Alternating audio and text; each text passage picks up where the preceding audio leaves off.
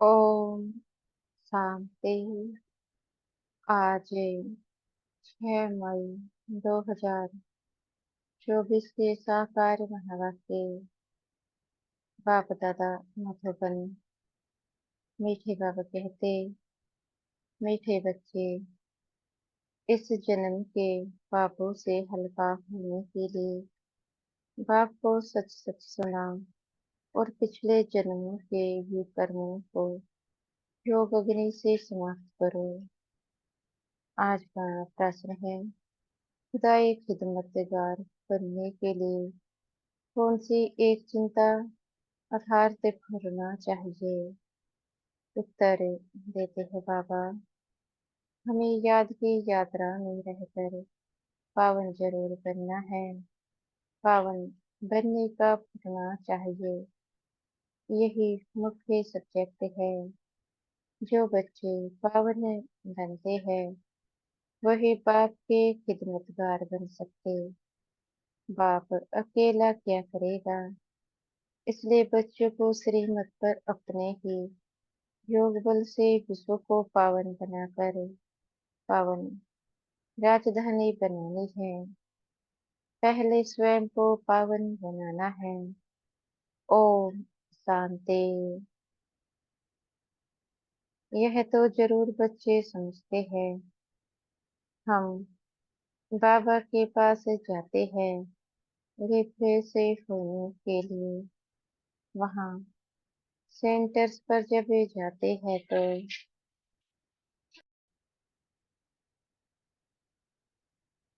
ऐसे नहीं समझ सकते।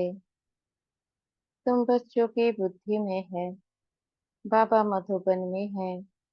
बाप की मुरली चलती ही है बच्चों के लिए। बच्चे समझेंगे हम जाते हैं मधुबन में मुरली सुनने। मुरली अक्सर श्री कृष्ण के लिए समझ लिया है। मुरली का अर्थ कोई और नहीं है। तुम बच्चों को अब अच्छी तरह से समझ आई है। तुम बच्चों को अब अच्छी तरह से समझ आई है ना? बाप ने समझाया है और तुम फेल करते हो। बरोबर हम बहुत बेसमझ बन पड़े थे। ऐसे कोई भी अपने को समझते नहीं है। यहाँ जब आते हैं तब निश्चय बुद्धि होते हैं। बरोबर हम बहुत बेसमझ बन गए थे। तुम सतयुग में कितने समझदार विश्व के मालिक थे। कोई मूर्ख थोड़े ही विश्व के मालिक बन सकते हैं। यह लक्ष्मी नारायण विश्व के मालिक थे। इतने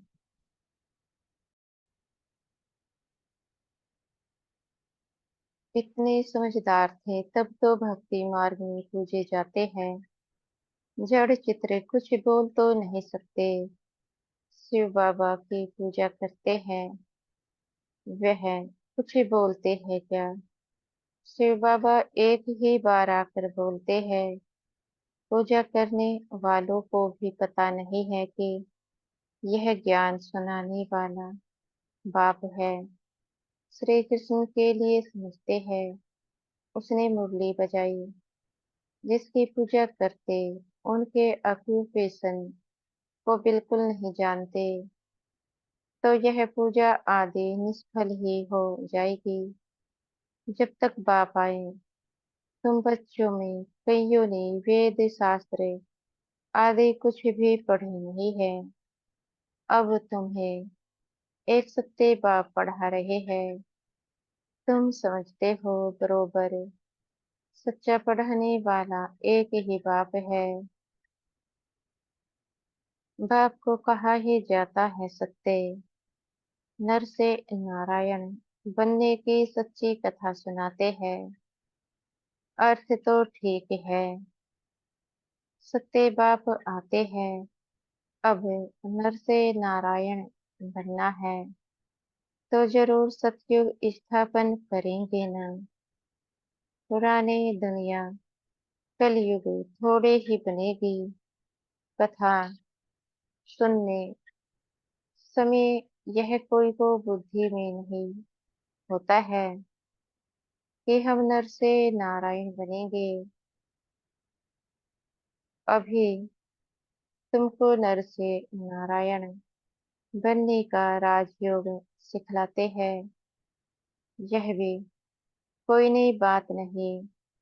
बाप कहते हैं, मैं कल्प कल्प आकर समझाता हूँ, युगे युगे कैसे आऊंगा।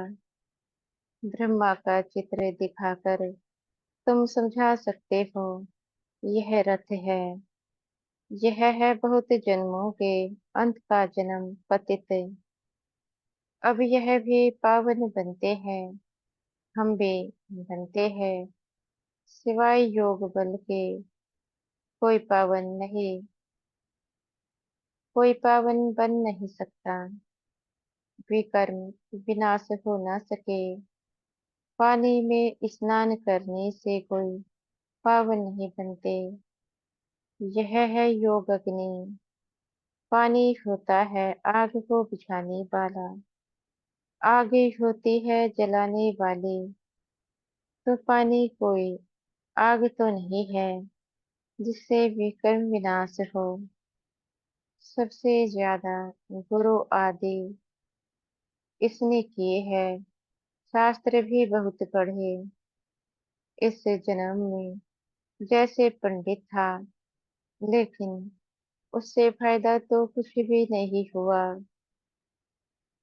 पुण्य आत्मा तो बनते ही नहीं, पाप ही करते आए। बाप ने समझाया है, जो अपने को बच्चे समझते हैं, तो इस जन्म में जो पाप आदि किए हैं, जबकि सम्मुख बाप आया है, तो पाप कर्म बता देने चाहिए, तो हल्का हो जाएगा। इस जन्म में हल्के हो जाएंगे। फिर पुरुषार्थ करना है। जन्म जन्मांतर के पाप कर्म का बोझा जो सिर पर है, उसे उतारना है। बाप योग की बातें समझाते हैं। योग से ही भी कर्म विनाश होंगे। यह बातें तुम अभी सुनते हो, सतयुग में यह बातें कोई सुना ना सके। यह सारा ड्रामा बना हुआ है, सेकंड बाय सेकंड यह सारा ड्रामा फिरता रहता है। एक सेकंड न मिले दूसरे से, सेकंड बाय सेकंड आयु भी कम होती जाती है। अभी तुम आयु को कम होने से ब्रेक देते हो और योग से आयु को बढ़ाते हो। अब तुम बच्चों को अपनी आयु को बड़ा बनाना है योग बल से। योग के लिए बाबा बहुत जोर देते हैं, परंतु कई समझते नहीं। कहते हैं, बाबा हम भूल जाते हैं। तब बाबा कहते हैं, योग कोई और बात नहीं, यह है याद की यात्रा। बाप को याद करते करते पाप करते जाएंगे, अंतिमति सो गति हो जाएगी। इस पर एक मिसाल भी देते हैं। कोई ने किसको कहा, तुम भैंस हो तो बस वह समझने लगा मैं तो भैंस हूँ। बोला, इस दरवाजे से निकलो, तो बोला मैं भैंस हूँ। कैसे निकलूं? सचमुच जैसे भैंस बन गया। यह एक मिसाल बैठ बनाया है, बाकी कोई ऐसा है नहीं। यह कोई यथार्थ मिसाल नहीं है।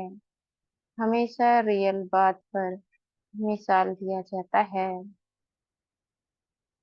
इस समय बाप तुमको जो समझाते हैं, उनके फिर भक्ति मार्ग में त्योहार मनाए जाते हैं। कितने मेले मलाखड़े आदि होते हैं। बाकी इस समय जो कुछ भी होता है, उनके त्योहार बन जाते हैं। तुम यहाँ कितने सब अच्छे बनते हो। मिले मिलाके में तो कितने मैले होते हैं। शरीर को मिट्टी मानते हैं, समझते हैं पाप मिट जाएंगे। बाबा का खुद यह सब किया हुआ है। नासिक में पानी बहुत गंदा होता है। वहां जाकर मिट्टी मानते हैं, समझते हैं पाप विनाशी हो जाएंगे। फिर उस मिट्टी को साफ करने के लिए पानी ले आते हैं। विलायत में कोई बड़े महाराजा आदि जाते थे तो गंगा जल का मटका साथ ले जाते थे। फिर स्टीमर में वही पानी पीते थे। आगे एरोप्लेन मोटर आते थे। नहीं, 100-150 वर्षों में क्या क्या बन गया है।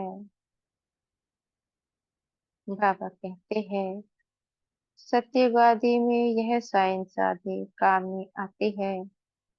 वहां तो महल आदि बनाने करने में देरी नहीं लगती।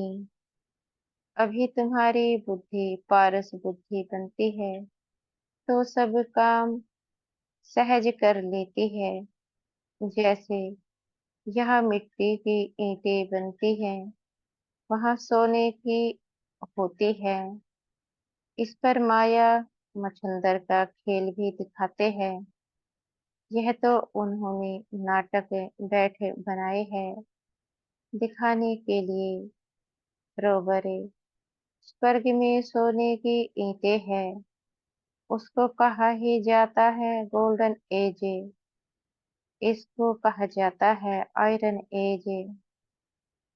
स्वर्ग को तो सभी याद करते हैं, चित्र भी उन्हों के कायम है, कहते भी है आदि सनातन धर्म। फिर हिंदू धर्म कह देते हैं, देवता के बदले हिंदू कह देते हैं। क्योंकि विकारी है तो देवता कैसे कहे। तुम कहाँ भी जाते हो तो यह समझाते हो, क्योंकि तुम हो मैसेंजर, पैगंबर।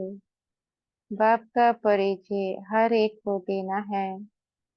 कोई झटे समझेंगे कि बरोबर तुम ठीक कहते हो, दो बाप बरोबर है। कोई कह देंगे परमात्मा तो सर्वव्यापी है।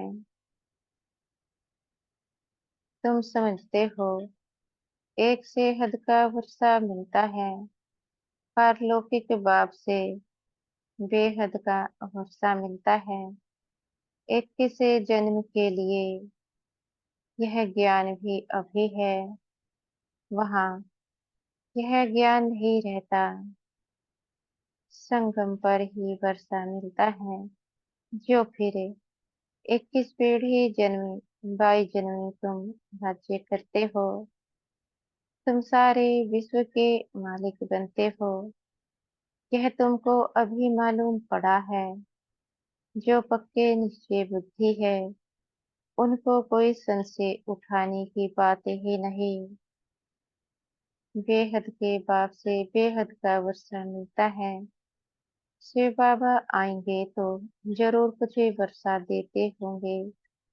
इसलिए बाबा कहते हैं यह बैज बहुत अच्छा है, इसे सदा लगा कर रखना है। घर घर में मैसेज देना है। फिर कोई माने या न माने, बिना से आएगा तो समझेंगे भगवान आया हुआ है। फिर जिन्हों को तुमने मैसेज दिया होगा वे याद करेंगे कि यह सफेद पोश वाले फरिश्ते कौन थे। सूक्ष्म वतन में भी तुम फरिश्ते देखते हो ना। तुम जानते हो मम्मा बाबा योग बल से ऐसा फरिश्ते बनते हैं तो हम भी बनेंगे। यह सब बातें बाप इसमें प्रवेश कर तुमको समझाते हैं, डायरेक्ट नॉलेज देते हैं। जो बाबा में नॉलेज है वह तुम बच्चों में भी है। जब ऊपर में जाते हो तो नॉलेज का पार्ट भी पूरा हो जाता है। फिर जो पार्ट मिला है वह सुख का पार्ट बजाते हैं और यह नॉलेज भूल जाती है।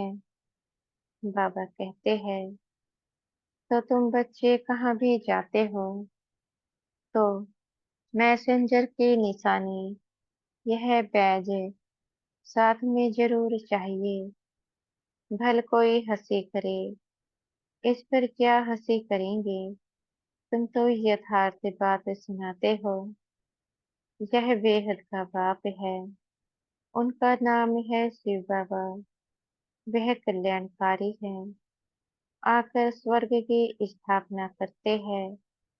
यह है पुरुषोत्तम संगम युग। यह सारा ज्ञान तुम बच्चों को मिला है। फिर भूलना क्यों चाहिए। बात तो बिल्कुल सहज है। चलते फिरते बाप और वर्षे को याद करना है। शांति धाम और सुख धाम। तुम बच्चे यहाँ आते हो, मुरली सुनकर जाते हो। फिर सुनानी भी चाहिए। ऐसे नहीं सिर्फ एक ही ब्राह्मणी मुरली चलाए। ब्राह्मणी को आप समान बनाकर तैयार करना चाहिए। तब बहुतों को कल्याण कर सकेंगे। अगर एक ही ब्राह्मणी कहाँ चली जाती है तो दूसरी क्यों नहीं सेंटर चला सकती। क्या धारणा नहीं की है। स्टूडेंट को पढ़ने और पढ़ाने का शौक चाहिए। मुरली तो बहुत सहज है। कोई भी धारण कर क्लास करा सकते हैं। यहाँ तो बाप बैठे हैं। बाप बच्चों को कहते हैं, कोई भी बात में संशय नहीं होना चाहिए। एक बाप ही है जो सब कुछ जानते हैं। एक ही एम ऑब्जेक्ट है। इसमें कोई प्रश्न आदि पूछने का भी नहीं रहता। सुबह को भी बैठे बच्चों को याद की यात्रा में मदद करता हो। सारे बेहद के बच्चे याद रहते हैं। तुम सब बच्चों को इस याद की मदद से सारे विश्व को पावन बनाना है। इसमें ही तुम अंगुली देते हो।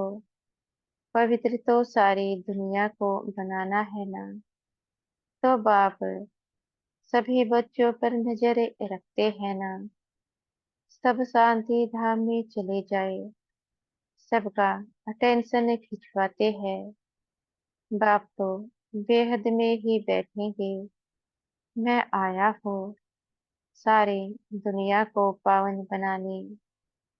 सारी दुनिया को करेंगे दे रहा हो तो पवित्र हो जाए। जिनका पूरा योग बल होगा वह समझेंगे। बाबा अभी बैठकर याद की यात्रा सिखला रहे हैं, जिससे विश्व में शांति होगी। बच्चे भी याद में रहते हैं तो मदद मिलती है। मददगार बच्चे भी चाहिए ना। खुदाई खिदमतगार निश्चय बुद्धि ही याद करेंगे। तुम्हारी पहले सब्जेक्ट है ही पावन बनने की। गोया तुम बच्चे निमित्त बनते हो बाप के साथ। बाप को बुलाते ही है, हे पतित पावन आओ। अब वह अकेला क्या करेगा। खिदमतगार चाहिए ना। तुम जानते हो हम विश्व को पवित्र बनाकर फिर सारे विश्व पर राज्य करेंगे। बुद्धि में जब ऐसा निश्चय होगा तब नशा चढ़ेगा। तुम बच्चे जानते हो हम बाप के श्रीमत से अपने योग बल से अपने लिए राजधानी स्थापन कर रहे हैं। यह नशा चढ़ना चाहिए। यह है रूहानी बात है। बच्चे समझते हैं। हर कल्प बाबा इस रूहानी बल से हमको विश्व का मालिक बनाते हैं। यह भी समझते हो कि शिव बाबा आकर स्वर्ग की स्थापना करते हैं। अभी सिर पर इस याद की यात्रा का ही खुलना है, शरारतें करना है, धंधा आदि करते भी याद की यात्रा रहे। एवर हेल्दी बनाने के लिए बाप कमाई बड़ी जबरदस्त कराते हैं। इस समय सब कुछ भुलाना पड़ता है। हम आत्माएं जा रही है, आत्म अभिमानी बनने की प्रैक्टिस कराई जाती है। खाते पीते चलते फिरते यह क्या बाप को याद नहीं कर सकते। कपड़ा सिलाई करते बुद्धि योग बाप की याद में रहे, बहुत सहज है। यह तो समझते हो 84 का चक्र पूरा हुआ। अभी बाप हम आत्माओं को राजयोग सिखलाने आए हैं। यह वर्ड की हिस्ट्री ज्योग्राफी रिपीट होती रहती है। कल्प पहले भी ऐसे हुआ था, जो अब फिर रिपीट हो रहा है। यह रिपीटेशन का राज भी बाप ही समझाते हैं। हर एक को ड्रामा में पार्ट मिला हुआ है, वह बजाते रहते हैं। बच्चों को राय दी जाती है कि बाप को याद करो तो सतो प्रधान बनेंगे। फिर यह शरीर भी छूट जाएगा। तुम्हारी बुद्धि में अब यही है कि हम आत्मा सतो प्रधान बने, क्योंकि वापिस घर जाना है। सतयुग में ऐसे नहीं कहेंगे, वहां तो कहेंगे एक पुराना शरीर छोड़ दूसरा लेना है। वहां तो दुख की बात नहीं, यहाँ यह दुख धाम है। पुराने शरीर है तो समझते हैं, इनको छोड़ अब वापिस अपने घर जाए। बाप को निरंतर याद करना है। वह निराकार बाप ही ज्ञान का सागर है। वही आकर सबकी सदगति करते हैं। बाप कहते हैं, साधुओं का भी उद्धार करता हो। तुम अब एक बाप से योग लगाओ। तुम सब आत्माओं को बाप से वर्षा लेने का हक है। अपने को आत्मा समझ देही अभिमानी बनो और बाप को निरंतर याद करो, तो पाप करते जाएंगे। अच्छा, मीठे मीठे सिलसिले बच्चों प्रति माता पिता बाप दादा का याद प्यार और गुड मॉर्निंग। रूहानी बाप के रूहानी बच्चों को नमस्ते। हम बच्चों के भी मीठे प्यारे बाप दादा जी को याद प्यार गुड मॉर्निंग और नमस्ते। धारणा के लिए मुख्य सार। पहला पॉइंट है, मुरली सुनकर फिर सुनानी है। पढ़ने के साथ साथ पढ़ाना भी है। कल्याणकारी बनना है। बैज मैसेंजर की निशानी है, यह सदा लगा कर रखना है। दूसरा पॉइंट है, विश्व में शांति स्थापन करने के लिए याद की यात्रा में रहना है। जैसे बाप की नजर बेहद में रहती है, सारी दुनिया को पावन बनाने के लिए करंट देते हैं। ऐसे फूलो फादर कर मददगार बनना है। आज का वरदान है। हमारे सतगुरु जी हमें आज का वरदान दे रहे हैं। कर्म और योग के बैलेंस द्वारा कर्मातीत स्थिति का अनुभव करने वाले कर्म बंधन मुक्त भव। कर्म और योग के बैलेंस द्वारा कर्मातीत स्थिति का अनुभव करने वाले कर्म बंधन मुक्त भव। कर्म के साथ साथ ही योग का बैलेंस हो तो हर कर्म में सफलता प्राप्त होती है। कर्मयोगी आत्मा कभी कर्म के बंधन में नहीं फंसते। कर्म के बंधन से मुक्त को ही कर्मातीत कहते हैं। कर्मातीत का अर्थ यह नहीं है कि कर्म से अतीत हो जाओ। कर्म से न्यारे नहीं, कर्म के बंधन में फंसने से न्यारे बनो। ऐसे कर्मयोगी आत्मा अपने कर्म से अनेकों का कर्म श्रेष्ठ बनाने वाली होगी। उसके लिए हर कार्य मनोरंजन लगेगा, मुश्किल का अनुभव नहीं होगा। आज का स्लोगन है, परमात्म प्यार ही समय की घंटी है, जो अमृत वेले उठा देती है। परमात्म प्यार ही समय की घंटी है, जो अमृत वेले उठा देती है। अच्छा, ओम शांति। शुक्रिया हमारे मीठे प्यारे बाप दादाजी का, मीठे सतगुरु जी का, मीठे टीचर जी का। ओम शांति।